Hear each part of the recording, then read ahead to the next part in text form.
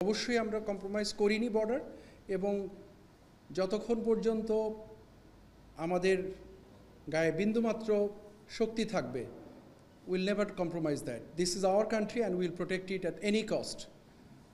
এটা আপনার দেশ, এটা আমার দেশ। এই দেশের সার্বভৌমত্ব বিনষ্ট হতে পারে কোনো একটা সম্প্রদায়ের মাধ্যমে, এটা কখনোই হবে না। এটুকু আপনার উত্তর বলতে পারি। আর যদি আরেকটু গভীরে যাই যে আর্টসা অস্ত্র নিয়ে আসছে, মুভমেন্ট করছে, সে ব্যাপারে অবস্থান কি? দেখুন, বাংলাদেশ মিয়ানমার বর্ডার একটা অত্যন্ত জটিল পরিস্থিতির মুখে আছে এখন।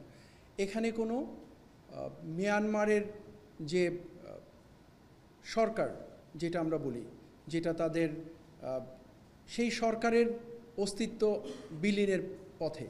আরাকান আর্মি রাখাইন স্টেটটা অলমোস্ট দখল করে নিয়েছে, 85 থেকে 90% দখল করে নিয়েছে, কিছু জায়গা বাদে। সো এখানে, এবং আরাকান আর্মিও তো একটা অথরাইজড সংগঠন নয়।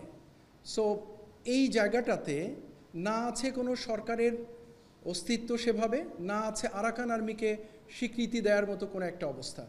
সো অল টুগেদার এই মুহূর্তে বাংলাদেশ মিয়ানমারের যে বর্ডার পরিস্থিতি, নিঃসন্দেহে এটা যে কোনো সময়ের তুলনায় সংবেদনশীল। তো সেক্ষেত্রে এই ধরনের কিছু আর্মড গ্রুপের মুভমেন্ট হওয়াটা অস্বাভাবিক কিছু নয়। বাট তার মানে এই নয় যে এটাকে আমরা স্বীকৃতি দিব, বা এটাকে আমরা দেখেও না দেখার ভান করবো, বা এটার ব্যাপারে আমরা পদক্ষেপ গ্রহণ করব না।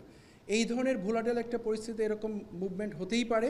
বাট আপনাদেরকে আশ্বস্ত করতে চাই, বিজিবি প্রাথমিকভাবে এবং ডেফিনেটলি সাপোর্টেড বাই আর্মি, আমরা প্রচণ্ডভাবে এই বর্ডারের ব্যাপারে নজর রাখছি, এবং এখানে যেন পরিস্থিতি এমন সৃষ্টি না হয় যেটা সার্বভৌমত্বে বিঘ্নিত করতে পারে। আমরা ওয়াকিবহাল আছি, কাজ করছি। বাট অবশ্যই যে মুভমেন্টের কথা আপনারা বললেন, সেটা উদ্বেগের বিষয়, এটা কাঙ্ক্ষিত নয়। বাট যদি আপনারা স্বাভাবিক পরিস্থিতির থেকে বর্তমান পরিস্থিতির প্রেক্ষাপট বিবেচনা করেন, সেক্ষেত্রে আপনাদেরকে প্রশ্ন করতে চাই যে এরকম একটা মুভমেন্ট হওয়াটা কি খুব বেশি অস্বাভাবিক কিনা?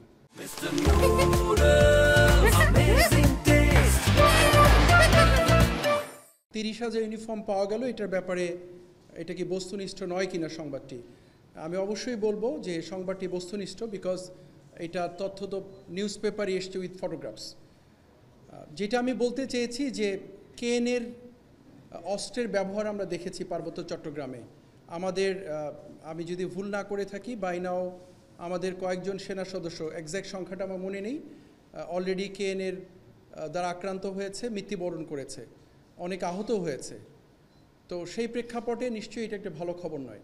সো যেই 30,000 ইউনিফর্মের ছবিটা আমরা পেয়েছি, সাথে সাথেই আমি ব্যক্তিগতভাবে কথা বলেছি যে এটা আসলে ব্যাপারটা কি, এটা অবশ্যই আমাদেরকে জানতে হবে যে এই ইউনিফর্মটা আসলে কেএনএর বা কাদের জন্য তৈরি করা হলো। আমরা সেটা খুঁজে দেখার চেষ্টা করছি। ডিভিশন অলরেডি এটা নিয়ে কাজ করছে। একটা জিনিস আপনাদেরকে বলতে চাই যে কেএনএ বম ভিত্তিক একটা সংগঠন, তাদের সঙ্গে হয়তো অন্যদের সম্পৃক্ততা হয়ে থাকতে পারে পরবর্তী সময়গুলোতে। টোটাল বম কমিউনিটির জনবলই হচ্ছে 12,000। সেই 12,000-এর মধ্যে ছোট বাচ্চা, আবাল, বৃদ্ধ, বনিতা সবাই সামিল। সেক্ষেত্রে এই 30,000 ইউনিফর্মেই কেএনএর কিনা, সেটা অবশ্যই খুঁজে দেখার সুযোগ আছে। আমরা বিষয়টা অত্যন্ত সিরিয়াসলি নিয়েছি, বিকজ এটা আমাদের নিরাপত্তার সাথে ওতপ্রোতভাবে জড়িত। আমরা খুঁজে দেখছি, এবং আপনাদেরকে নিশ্চিত করে বলতে পারি যে এটাকে আমরা খুব হালকাভাবে নিইনি। আমরা দেখছি, খুঁজে দেখছি, এবং সে ব্যাপারে যতটুকু ব্যবস্থা গ্রহণ করার অবশ্যই আমাদের পক্ষ থেকে, যেটা আমাদের দায়িত্বের ভিতরে পড়ে, নিশ্চয়ই আমরা সেটা নিয়ে কাজ করব। কোনো অফিসিয়াল ফোরামে এটাকে এক্সপ্রেস করেছি, আলোচনা হতেই পারে, সেনাপ্রধান অফিসারদের সঙ্গে কথা বলবেন, অনেক কথা উঠে আসতে পারে, অনেক আলোচনা হতে পারে। বাট এরকম কোনো অফিসিয়াল রেসপন্স কি আপনারা পেয়েছেন?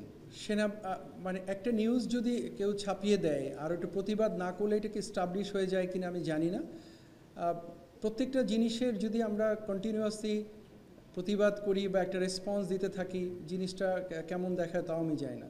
বাট আমি এটুকু মনে করি যে যদি প্রয়োজন হয়, নিশ্চয়ই সেনাবাহিনী যদি লিখিত দিতে হয় বা কোথাও বলতে হয়, প্রয়োজন যদি হয় নিশ্চয়ই করবে। ইতিপূর্বেও করেছে, আইএসপিআর প্রেস রিলিজ দিয়েছে, কথা বলেছে, প্রয়োজন হলে নিশ্চয়ই করবে সে ব্যাপারে। পুশিন হতে থাকবে আর আমরা বসে থাকব, এটা ভাবারও কোনো অবকাশ নেই।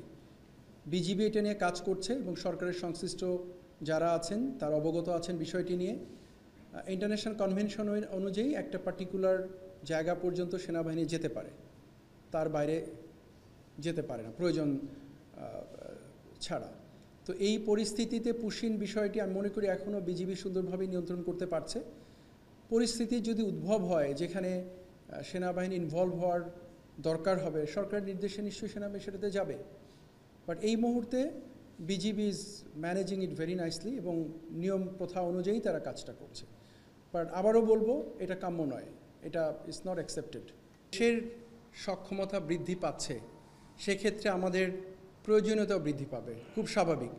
লালমনিরহাট যে বিমানবন্দরটি, এটা অনেক পুরনো একটা বিমানবন্দর, এটা আগে ছিল, ব্যবহার হয়নি। প্রয়োজনের নিরিখে সেটাকে আবার সচল করা হচ্ছে, নতুন করে কাজে লাগানোর চেষ্টা করা হচ্ছে। আপনি নিজেই বলেছেন যে ওখানে একটা ইউনিভার্সিটি করব, অ্যারোস্পেস ইউনিভার্সিটি হবে এবং এভিয়েশনের কর্মকাণ্ড প্রসারিত হবে। তো উত্তরটা এটার মধ্যেই নিহিত রয়ে গেছে। প্রয়োজনের নিরিখেই এই বিমানবন্দরটিকে সচল করা হচ্ছে এবং দেশের অ্যাসেট দেশের প্রয়োজনে ব্যবহার হবে, এটাই খুব স্বাভাবিক। এতদিন প্রয়োজন হয়নি, ব্যবহার হয়নি, এখন প্রয়োজন পড়েছে, ব্যবহার হচ্ছে এবং তার কারণে এটাকে নতুন করে সংস্কার করা হচ্ছে, কলেবর বৃদ্ধি করা হচ্ছে, সেখানে নতুন কর্মকাণ্ড পরিচালনা করা হবে। চীন এই বিমানবন্দর ব্যবহার করবে কি না, কবে ব্যবহার করবে, এ ব্যাপারে কোনো তথ্য আমার কাছে নেই। এটুকু আশ্বস্ত করতে পারি, দেশের নিরাপত্তা বিঘ্নিত হয়, দেশের স্বার্থ বিঘ্নিত হয়, এরকম কোনো কর্মকাণ্ডে কোনো দেশকে অনুমতি দেয়া বা সম্পৃক্ত করার ব্যাপারে নিশ্চয়ই সরকার ভেবে দেখবেন এবং সে ব্যাপারে পদক্ষেপ গ্রহণ করবেন। আমি মনে করি না কোনো সরকার কোনো কিছু চিন্তা না করে কোনো পদক্ষেপ গ্রহণ করবেন। সো এখনও যেহেতু বিষয়টা সামনেই আসেনি, আমার জানাও ছিল না, আপনার কাছ থেকেই জানতে পেলাম, তো আমি এটুকু বলতে পারি যে নিরাপত্তা স্বার্থ বিঘ্নিত হয় এরকম কোনো কর্মকাণ্ডে কাউকে সম্পৃক্ত করার আগে নিশ্চয়ই সরকারের সংস্থাগুলো এটা বিবেচনায় নেবেন, ভেবে দেখবেন, এটা নিয়ে মূল্যায়ন করবেন, তারপরে সিদ্ধান্ত গ্রহণ করবেন। আমি ব্যক্তিগতভাবে মনে করি এবং আমরা সবাই একই মানসিকতা পোষণ করি, দিস ইজ আওয়ার কান্ট্রি, এটা আমার দেশ, এটা আমাদের দেশ। এই দেশের স্বার্থ, এই দেশের সার্বভৌমত্ব, এই দেশের ভালো মন্দর সাথে আমাদের সবাই জড়িত। এই দেশকে ভালো রাখতে হলে আমাদেরকেই রাখতে হবে। এই দেশের যদি মন্দ কিছু হয় সেটার ভাগিদারও দায়ভারও আমরাই বহন করতে থাকব। সো আমি মনে করি না যে এই ইস্যুটা এমন একটা পর্যায়ে গিয়েছে যেইভাবে এটা নিয়ে বিভিন্ন রকমের আলোচনা সমালোচনার সৃষ্টি হয়েছে। গভর্নমেন্ট এবং বাংলাদেশ আর্মি খুব সুন্দরভাবে ওতপ্রোতভাবে একে অপরের সম্পূরক হিসাবে কাজ করছে। আমরা প্রতিনিয়তই সরকারের সাথেই কাজ করছি, সরকার নির্দেশনা মেনেই কাজ করছি। নট টু রেকর্ড, এটুকু বলতে পারি যে আমরা যখন আমাদের পরিবারের মধ্যে অবস্থান করি, ইনফর্মাল পার্ট, আমাদের পরিবারের ভাই বোন বাবা মার সঙ্গে কখনো আমাদের ভুল বোঝাবুঝি হয়, কথার মতপার্থক্য হতেই পারে, বিভিন্ন সবাই এটা মিটে যায়। This is a family.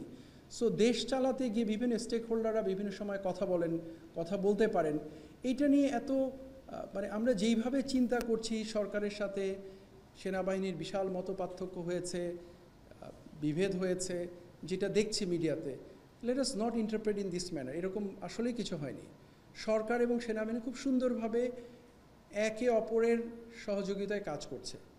So এইটা নিয়ে মিসইন্টারপ্রেট করার কোনো সুযোগ নেই। করিডোর ইস্যুটা অত্যন্ত স্পর্শকাতর, এটা নিয়ে বিভিন্ন রকম কথা হয়েছে।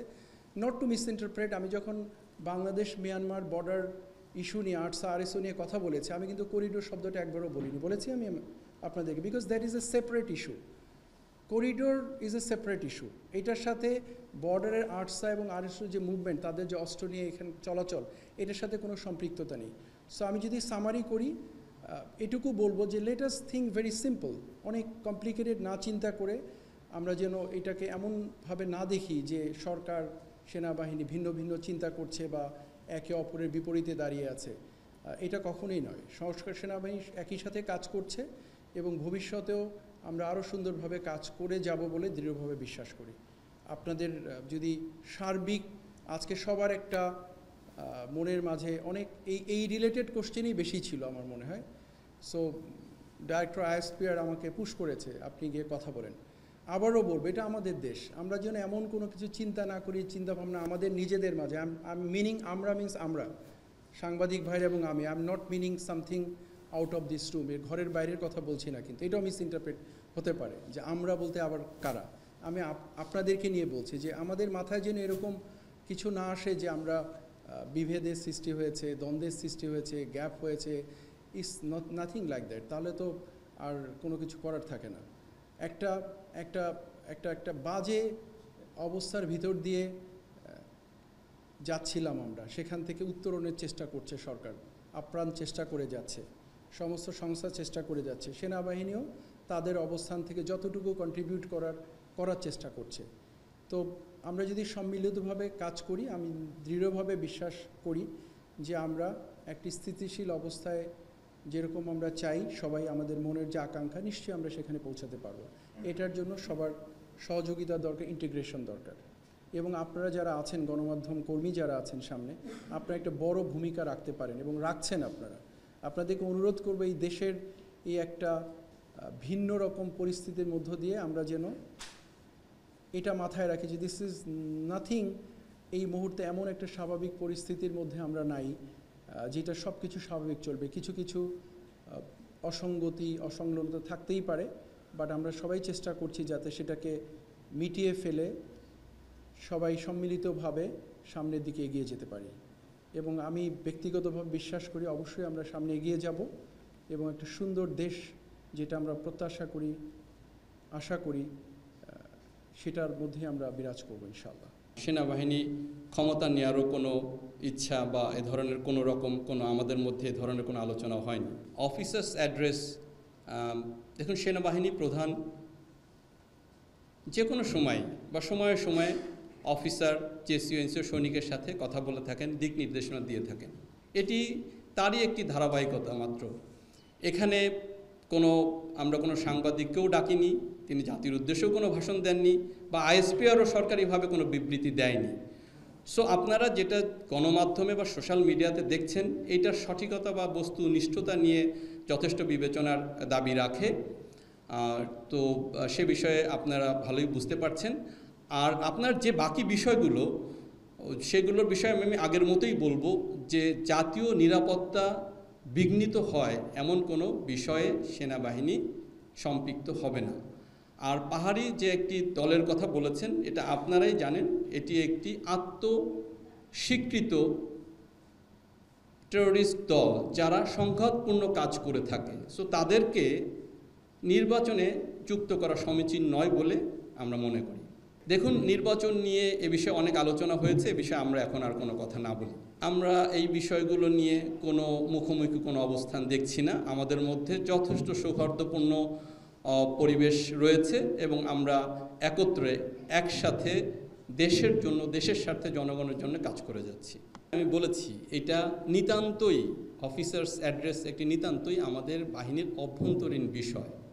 এবং গণমাধ্যমে আপনারা যেটা দেখতে পাচ্ছেন, এটা সঠিকতা নিয়ে যথেষ্ট সন্দিহান। কারণ আমরা এখানে কাউকে, যদি আমরা কোনো কিছু জানাতেই চাইতাম, তাহলে আমরা আপনাদেরকে ডাকতাম, গণমাধ্যম থাকতো, সেখানে আইএসপিআর সরকারিভাবে বিবৃতি দিত। আমরা কিন্তু এগুলো কোনো কিছুই করিনি। তো এটা আমাদের জাস্ট একটা রেগুলার রুটিন অ্যাফেয়ার। সেনাবাহিনী প্রধান প্রায়ই হরহামেশাই আমাদের সাথে কথা বলেন এবং তার দিক নির্দেশনা দিয়ে থাকেন। পরিষ্কার বা মশক নিধনে সেনাবাহিনী কাজ করে না, বা উনি কীভাবে, কোথা থেকে বলেছেন, এই বিষয়ে আমাদের সাথে কোনো যোগাযোগ হয়নি। সো এই বিষয়ে আমরা কোনো তথ্য আপনাকে দিতে পারছি না। নির্বাচন নিয়ে যথেষ্ট আলোচনা সমালোচনা হয়েছে, এই বিষয়টি নিয়ে আমরা আর কোনো কথা বলতে চাচ্ছি না।